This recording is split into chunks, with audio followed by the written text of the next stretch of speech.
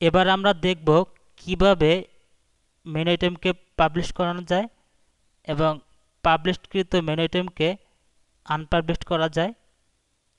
প্রথমে মেনুস থেকে main menu এবং এখান থেকে যে মেনু আইটেমটি আনপাবলিশ করব তার চেকবক্সটি সিলেক্ট করে এই আনপাবলিশড বাটনে ক্লিক অথবা এখানে ক্লিক করলে হবে আনপাবলিশ।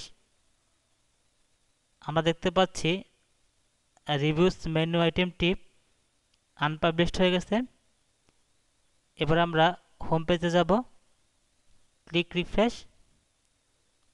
আমরা রিভিউস মেনু আইটেমটি আর দেখতে পাচ্ছি না, অর্থাৎ আনপাবলিশড হয়ে গেছে।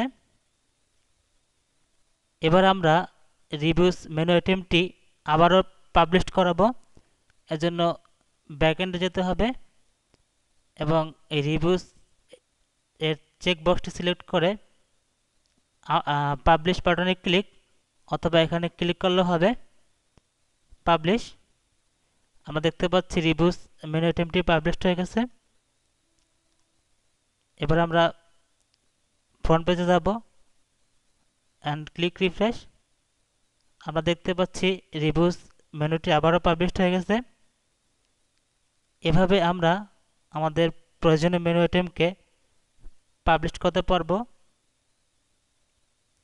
এবং যে মেনুকে দরকার হবে না তাকে আনপাবলিশ করতে পারবো।